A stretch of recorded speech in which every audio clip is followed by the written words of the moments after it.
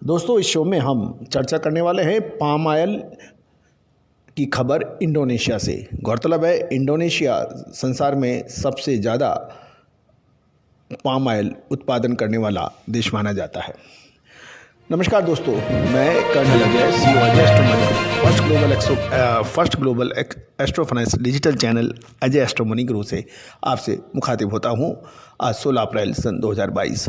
दोस्तों, Ajay astro money गुरु 42 commodities पर अपना लगातार विश्लेषण न्यूज़ आप तक पहुंचाता है, पल पल की खबर के साथ। आज के शो में हम चर्चा करेंगे डाले हैं इंडोनेशिया। गौरतलब कि भारत अपने खाद्य तेलों की कुल ज़रूरत का लगभग 60% तेल दूसरे देशों से इंपोर्ट करता है, यानी आयात करता है।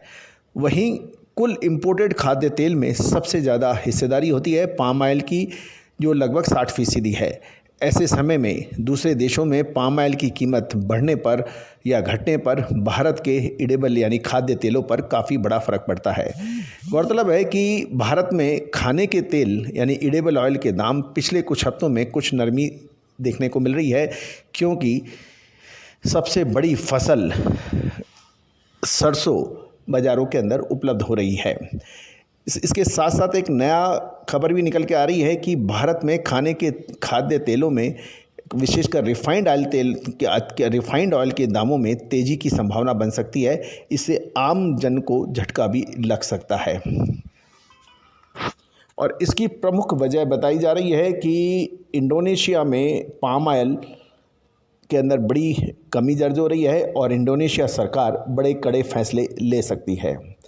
यदि हम सूत्रों की माने तो इंडोनेशिया में पैदा होने वाले पाम ऑयल संकट की वजह से भारत में खाने के तेल में तेज़ी की संभावना बन सकती है और ये काफ़ी डिफरेंट तरह का एक समस्या है, जिसमें दुनिया में पाम ऑयल का सबसे ज़्यादा उत्पादन और एक्सपोर्ट करने वाले देशों में इंडोनेशिया का नाम सबसे पहले आता है।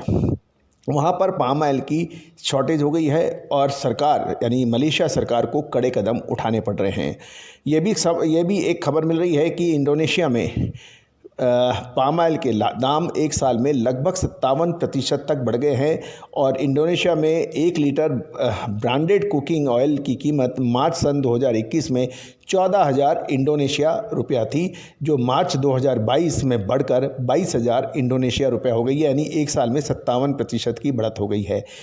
एक साल में देश में खाने के तेलों में 57% का ये जो तेज़ी है वो इंडोनेशिया सरकार के लिए एक बहुत बड़ी समस्या बन गई है और इंडोनेशिया सरकार ने रिटेल प्राइस के लिए अधिकतम सीमा भी तय कर दी है। यदि हम सरकार और एक्सपोर्ट के नियमों को भी कड़ा कर दिया गया है और इंडोनेशिया सरकार ने एक्सपोर्टर्स के लिए प्लांट शिपमेंट का 20% हिस्सा घरेलू बाज़ार में बेचना अनिवार्य कर दिया है, यानी इंडोनेशिया के जो भी पाम ऑयल के प्लांट्स हैं उनको अपना 20% से हिस्सा घरेलू बाज़ार में बेचना अनिवार्य होगा।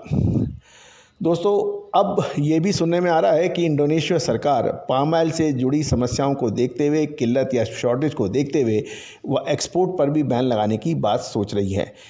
ये सब भारत के लिए बहुत अहम हो सकता है, क्योंकि भारत अपनी खाद्य तेल की कुछ आवश्यकताओं का लगभग 60% दूसरे देशों से इंपोर्ट करता है, यानी आयात करता है और कुल इंपोर्टेड एडिबल ऑयल में पाम ऑयल की हिस्सेदारी लगभग 60% है और भारत बड़े पैमाने पर इंडोनेशिया से तेल इंपोर्ट करता है। ऐसे में इंडोनेशिया में पाम ऑयल की किल्लत, उस शॉर्टेज का असर भारतीय बाज़ारों में भी देखा जाना संभव है और इसका असर दूसरे खाद्य तेलों पर भी पड़ सकता है। गौरतलब है कि हमने हमेशा एक चीज़ की वकालत की है, एक चीज़ की आपके ज़रिए सरकार से भी अपील करने की प्रयास किया है कि MRP यानी मैक्सिमम रिटेल प्राइस और MSP मिनिमम सपोर्ट प्राइस का जो एक अंतर है MSP और MRP में, जब खाद्य तेलों के रेट बढ़ते हैं तो खुदरा दर बढ़ जाती है, लेकिन जब खाद्य तेलों या ऑयल सीड्स के दाम घटते हैं तो उस समय उतनी मात्रा में उस प्रपोर्शनेट में खाद्य तेलों के दाम नहीं गिरते हैं और इससे आम उपभोक्ता और किसान दोनों को नुकसान होता है, जबकि बड़ी कंपनियां इसका पूरा लाभ उठा लेती हैं।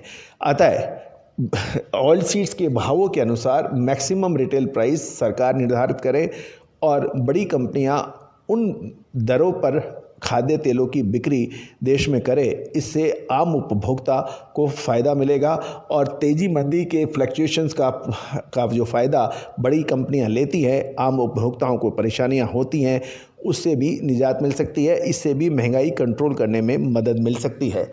दोस्तों, हमारे इस चैनल पर आप सभी का बहुत प्यार और सम्मान मिला है, इसका मैं शुक्रिया अदा करता हूं। साथ साथ आपसे रिक्वेस्ट भी करता हूं कि जो महानुभाव हमारे चैनल में आज पहली बार आए हैं और उन्होंने अभी तक सब्सक्राइब नहीं किया है, तो उसको सब्सक्राइब, शेयर और लाइक करना बिल्कुल ना भूलें। बेल आइकन को भी यानी घंटी के निशान को भी प्रेस करना बिल्कुल ना भूलें, ताकि हम हर नोटिफिकेशन के ज़रिए आप तक अपनी बात पहुँचा पाएँ। All the very best, good luck, happy trading.